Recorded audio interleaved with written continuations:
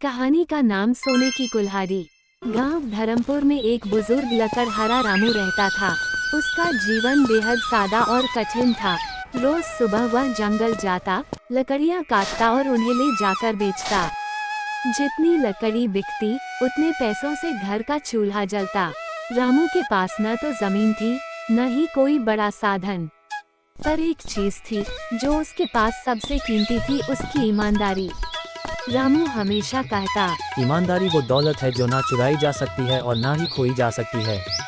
एक दिन की बात है। एक दिन रामू रोज की तरह जंगल गया। पेड़ काटते काटते उसकी कुल्हाड़ी नदी में जा गिरी। वो बहुत परेशान हो गया। कुल्हाड़ी ही उसका एकमात्र साधन थी काम करने का। रामू बैठकर दुखी मन से रोने लगा। उसी समय नदी से एक देवता प्रकट हुए। उन्होंने रामू से पूछा, तुम क्यों रो रहे हो वत्स? रामू ने नम्रता से कहा, हे देव, मेरी कुल्हाड़ी इस नदी में गिर गई है। मैं बहुत गरीब हूँ, मेरे पास इसके अलावा कुछ नहीं है। यही कुल्हाड़ी मेरा जीवन थी। देवता मुस्कुराए। उन्होंने नदी में हाथ डाला और एक सोने की कुल्हाड़ी निकालकर रामू से पूछा, क्या ये तुम्हारी कुल्हाड़ी है? रामू ने तुरंत मना कर दिया। नहीं देवता जी, यह मेरी नहीं है। मेरी कुल्हाड़ी लोहे की थी, पुरानी और सस्ती। फिर देवता ने चांदी की कुल्हाड़ी निकाली। रामू ने फिर मना कर दिया।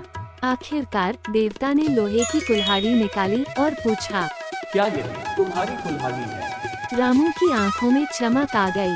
हाँ देवता जी, यही मेरी कुल्हाड़ी है। देवता बहुत प्रसन्न हुए और बोले, वत्स, तुम्हारी ईमानदारी से मैं बहुत प्रभावित हुआ हूँ। ये तीनों कुल्हाड़ियाँ अब तुम्हारी हैं। रामू ने हाथ जोड़कर धन्यवाद दिया और प्रसन्न होकर घर लौट आया। गांव में चर्चा फैल गई। जब गांव के अन्य लकड़हारे रामू की कहानी सुनते हैं, तो वे भी लालच में आ जाते हैं। अगले दिन ही एक और लकड़हारा हरिया लकड़ियां काटने गया और अपनी कुल्हाड़ी को जानबूझकर नदी में फेंक देता है और रोने लगता है। देवता फिर प्रकट होते हैं और वही सवाल पूछते हैं। जब वे सोने की कुल्हाड़ी दिखाते हैं, तो हरिया झूठ बोलता है। हाँ देवता जी, यही मेरी कुल्हाड़ी है। देवता क्रोधित हो जाते हैं और कहते हैं, तुम झूठे और लालची हो। अब तुम्हारी असली कुल्हाड़ी भी नहीं मिलेगी। हरिया खाली हाथ लौट जाता है। रामू अब तीनों कुल्हाड़ियों के साथ और मेहनत करता है। वो सोने और चांदी की कुल्हाड़ियों को बेचने की बजाय गांव के स्कूल को दान दे देता है और कहता है, इनसे बच्चों की पढ़ाई में मदद हो, यही असली खुशी है।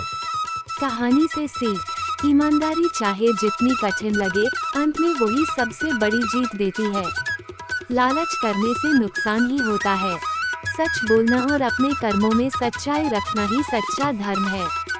ऐसी और कहानियाँ देखने के लिए हमारे चैनल को सब्सक्राइब करें।